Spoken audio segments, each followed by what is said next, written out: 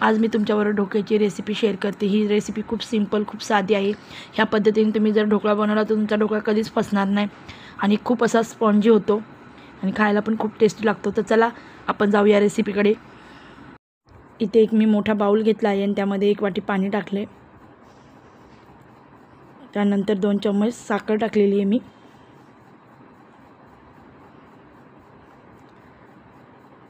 त्यानंतर चवीनुसार मीठ,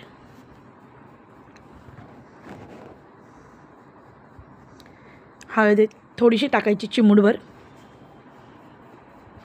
आणि सायट्रिक ॲसिड घेतले मी 1/4 टेबलस्पून। एक मोठा चम्मच तेल घेतले।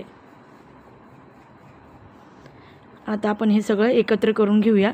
व्यवस्थित छान मिक्स करून घ्यायचं आहे। साखर वगैरे विरघळून घ्यायची। हे 2 वाट्या बेसन आहे। ज्या वाटीने मी पाण्याचं माप घेतलं, पाणी घेतलं त्याच वाटीने मी बेसन घेतले 2 वाट्या। आणि तुमच्याकडे जर सायट्रिक ॲसिड नसेल तर तुम्ही लिंबू पण वापरू शकता, लिंबाचा रस, काही हरकत नाही, टेस्ट सेमच येतो। आणि पाणी टाकून छानपैकी मिक्स करून घ्यायचं। बॅटर असं स्मूथ झालं पाहिजे, जास्त पातळ पण नाही, जास्त घट्ट पण नाही, मीडियम। पाहू शकता आपलं ढोकळ्याचं बॅटर रेडी आहे। बॅटर बघा एकदम स्मूथ झालेले आहे। असंच बॅटर आपल्याला ढोकळ्याला पाहिजे, ह्याच पद्धतीचं। आता याच्यामध्ये मी 1/4 टेबलस्पून बेकिंग सोडा टाकणार आहे आणि बेकिंग सोडा ॲक्टिव्ह होण्यासाठी याच्यामध्ये थोडंसं पाणी टाकायचं आहे आपल्याला। पाहू शकता मी केवढंसं पाणी टाकलं आहे आणि लगेच असं मिक्स करून घ्यायचं आहे छानपैकी ढोकळ्याचं बॅटर। आणि ज्या भांड्यामध्ये मला ढोकळा बनवायचा आहे, मी टोपामध्ये बनवणार आहे। तुम्ही केकच्या टिनमध्ये पण बनवू शकता, तर मी टोपात बनवणार आहे। तर टोपाला पूर्ण ऑइल लावून घेते, जेणेकरून आपला ढोकळा खाली चिपकणार नाही टोपाच्या बुडाला। आणि तुमच्याकडे जर हा चमचा असेल तर नक्की ह्या चमच्याचा वापर करा। ह्या चमचा वापरल्यामुळे बघा काहीच वाया जात नाही, आपली बॅटर एकदम सगळं बॅटर व्यवस्थित निघतं। आता बॅटर आपण टोपात टाकून घेतले। आता टोपाला टॅप करून घेऊया 2-3 वेळा, म्हणजे जे हवा वगैरे असेल ते पूर्ण निघून जाईल। आता स्टीम करायला ठेवू। 30 मिनटं ढोकळा स्टीम करून घेऊया।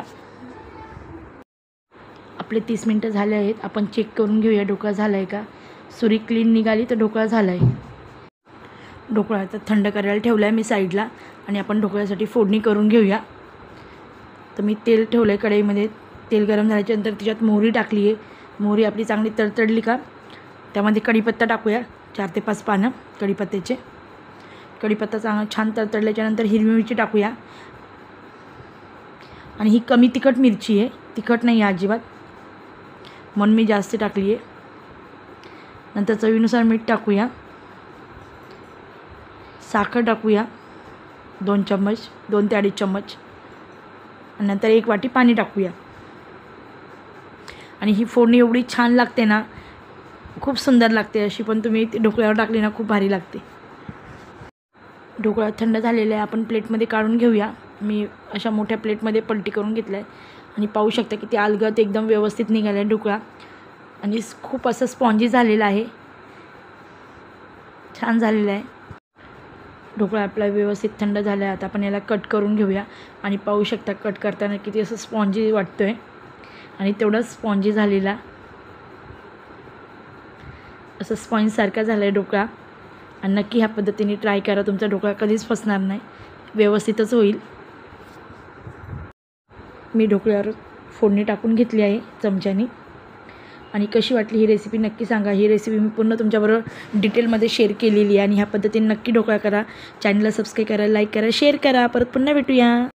बरेच लोक व्हिडिओ बघतात पण लाईक करत नाही, तर प्लीज असं करू नका। लाईक करा, शेअर करा आणि सबस्क्राईब करा।